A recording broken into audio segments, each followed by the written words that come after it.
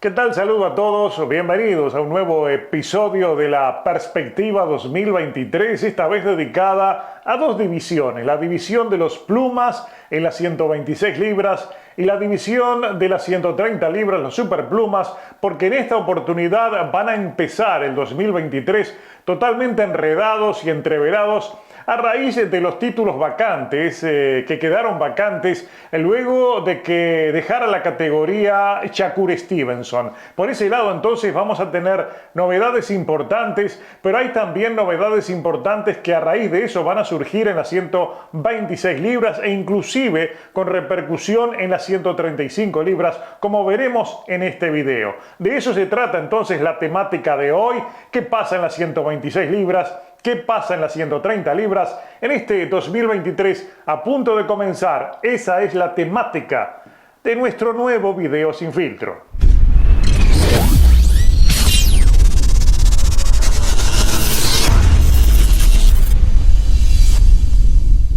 Y empezamos hablando de las 130 libras porque para poder hablar de las 126 hay que hablar de las 130 libras y hay que hablar primero que nadie de Leo Santa Cruz. Puede ser figura esencial en este 2023 en las 130 libras. Primero que nada por la atracción comercial que significa el terremoto y que todos quieren enfrentarlo a partir de esa trascendencia. No de sus títulos, porque en definitiva él estuvo casi 4 años ocupando un título que nunca defendió en la Asociación Mundial de Boxeo y ahora cuando tenía que defenderlo durante la convención reciente en Orlando de la AMB decidió renunciar. Pero claro, ustedes recuerden que en su momento estaba prevista una pelea del terremoto contra Rey Vargas, unificando en las 126 libras, habían pedido para realizar esa pelea. ¿Qué ocurrió en todo este tiempo? Rey Vargas, que realizó una sola pelea e inmediatamente fue por el título de la 126. Recuerden ustedes que él había sido campeón de 122. Con una sola pelea se hizo campeón e inmediatamente levantó la mano para pelear con Jackie Foster por el título vacante de las 130 libras. Foster es el número 1, él como campeón reinante de las 126 tiene derecho y el Consejo Mundial de Boxeo automáticamente, sin pensarlo, aprobó esa pelea. Es decir, que entonces está Rey Vargas ahora en una pelea que va a ocurrir en los primeros días de marzo, muy cerca de convertirse también en campeón en las 130 libras. Si vence a uno Jackie Foster, que ustedes tienen un video que yo les voy a dejar el enlace en este mismo video, en el escrito les dejo el enlace a un video de análisis que hice sobre esa pelea y no la va a tener nada fácil Rey Vargas. Realmente Foster va a ser un rival muy complicado, pero es una oportunidad de título para Rey Vargas que de concretarse, de ganar esa pelea, estaría dejando libre el título de las 126 libras. Ya les voy a hablar de lo que va a suceder en ese caso.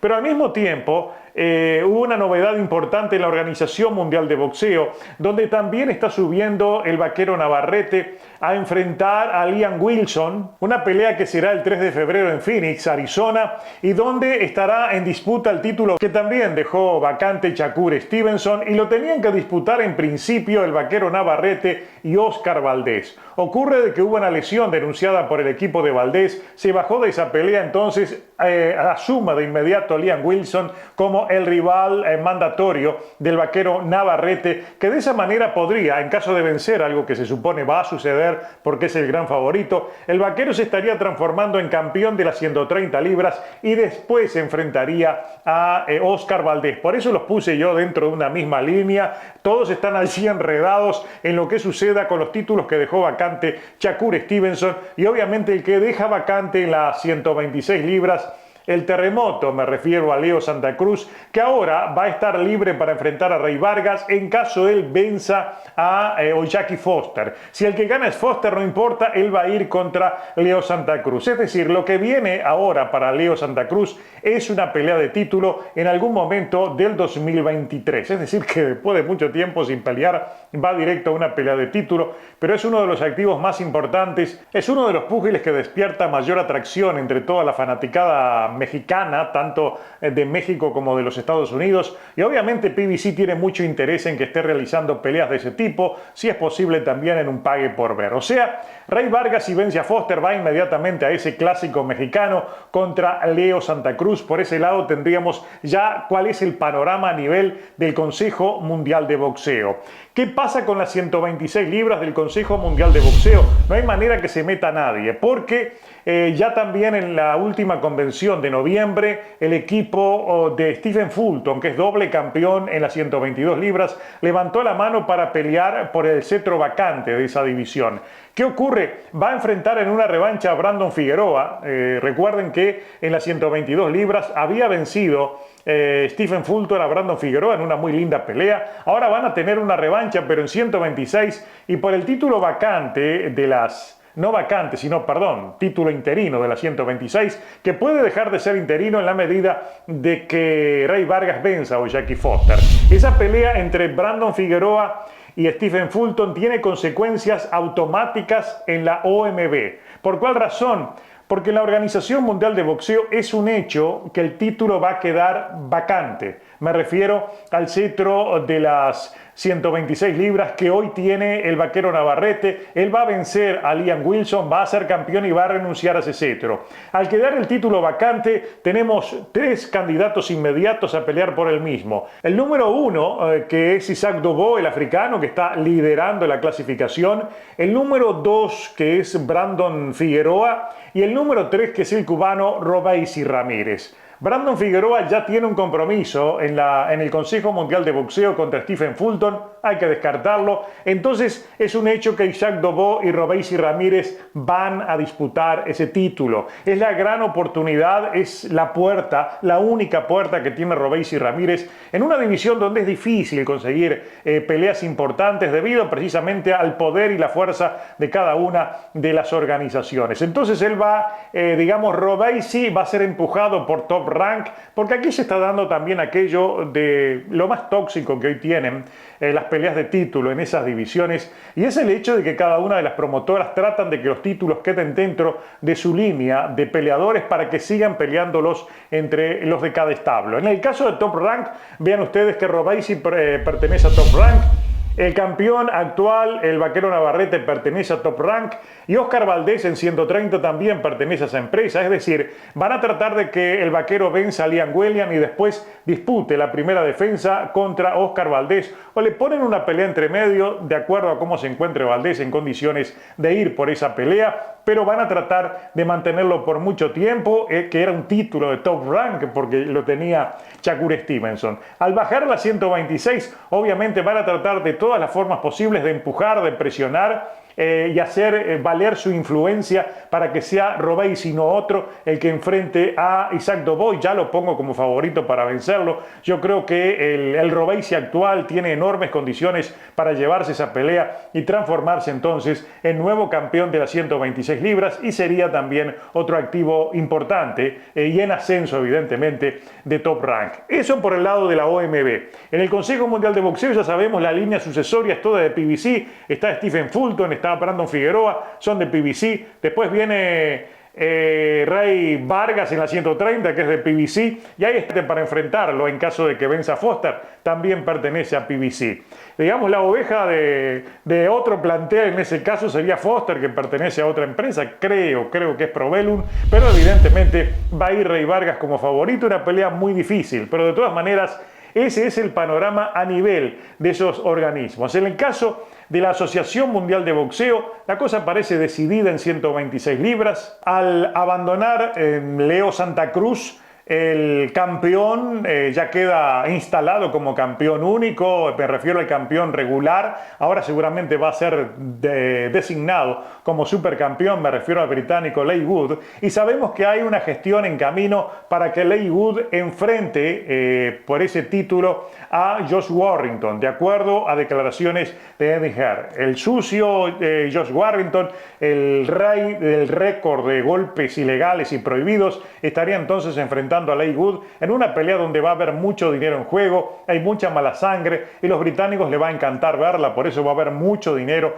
y esa pelea estoy seguro que se va a dar. Es decir, Josh Warrington, pese a que perdió contra el Venado López, tiene todavía una opción de ir por un título, a ver si le permiten todo y con algún cabezazo vence entonces a Leigh Wood. Pero eso es lo que va a suceder en las 126 libras de la AMB. En las 130 libras de la AMB tenemos de campeón a Héctor García, el androide, pero cuidado, en primer lugar el androide está subiendo a 135 ahora el 7 de enero para enfrentarse con Gervonta Davis. Va como la víctima propiciatoria. Hay una diferencia enorme a favor de Gervonta, que va como el gran favorito. Creemos que el androide puede darle una muy buena pelea, pero es evidente que el gran favorito para ganar ese combate será Gervonta Davis. El punto es que Héctor García quería ir a pelear a 135 y yo creo que a él le pasa algo muy parecido a lo que le sucedió a Lazar Ali, me refiero a Michel Rivera en su pelea reciente contra Frank Martin. Puede tener problemas para dar el peso, puede estar deshidratándose demasiado en 130 y se va a sentir más cómodo en 135. Entonces hay una enorme posibilidad que luego de la pelea contra Gervonta, Héctor García se quede en 135 libras. Es muy posible porque, como pasó con el Pitbull Cruz cuando perdió con Gervonta, pelear contra Davis es potenciar la carrera, ponerla en el ojo público, darle visión de televisión nacional y le van a salir otras oportunidades por el simple hecho de haber peleado contra Gervonta Davis. Entonces, es muy posible que ya no regrese a 130 y ese título de la AMB entonces quede vacante. Les decía, les tocaba el tema de Michel Rivera, porque fue uno de los problemas que aparecieron después, fueron denunciados. En los hechos hay de Fight Tape, hay un video muy esclarecedor donde se muestra que evidentemente antes en el pesaje tuvo dificultades, estuvo vomitando Michel Rivera, y también yo tuve información de allí del mismo equipo de que había una tosuda decisión de Rivera de mantenerse en 135, cuando lo obvio había sido ya haber subido a 140 por un tamaño de físico, por un tema de que tiene dificultades para poder, digamos, dar el peso, cortar hasta darla a 135, y está claro que después de esta pelea se va a 140, algo que tenía que haber hecho, y ese es uno de los factores que, independiente de la gran actuación de Frank Martin, a los errores que le marqué en el otro video, también pudo haber incidido el hecho de que no llegó en condiciones. Incluso en el video mío de análisis inmediato, yo manejaba esa posibilidad de que pudo haber algún inconveniente, porque en lo físico él no se veía entero, no se veía al 100%, Michel Rivera, y nos enteramos entonces, confirmamos después de la pelea, de que tuvo inconvenientes con el peso.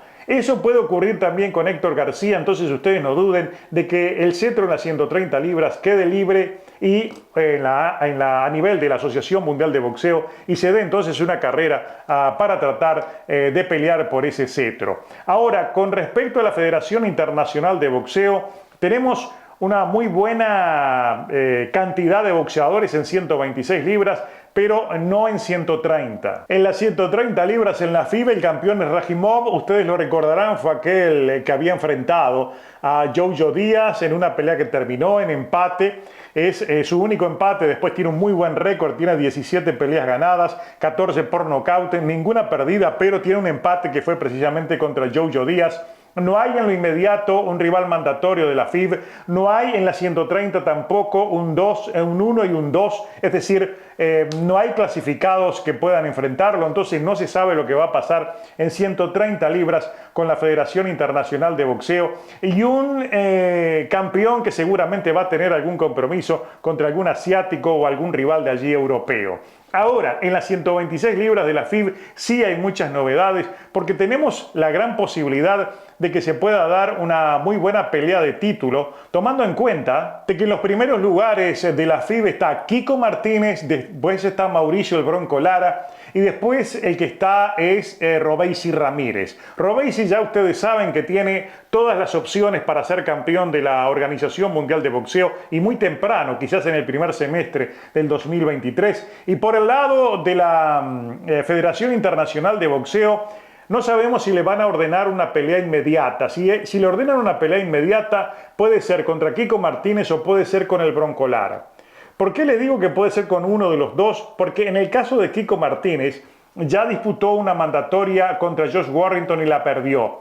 Se supone que ahora el que está, si bien está segundo en la clasificación, al que le corresponde pelear mandatoria es al Bronco Lara. En primer lugar porque le había ganado a Josh Warrington. En segundo lugar porque en la revancha, que es el campeón anterior, la pelea quedó en un no contest por un cabezazo, una pelea que tenía también ganada el Bronco Lara. Yo creo que le van a dar la opción a él y en ese caso se estaría dando un verdadero choque de trenes entre el Bronco y el Venado López. Pero atención, esa pelea no va a ocurrir de inmediato, porque evidentemente que viene el Venado López de una pelea mandatoria contra Warrington, donde se adjudicó el título en una pelea donde hubo de todo. El Venado se trajo el título de allá de Inglaterra y obviamente no creo que tenga en lo inmediato algún tipo de obligación para una pelea mandatoria. ¿Qué es lo que creo? Que se va a dar una pelea, digamos una o dos peleas del Venado, peleas, con rivales elegidos, seleccionados, que tengan buena llegada desde lo comercial y le elegirían algún rival de ese tipo en Top Rank para su próxima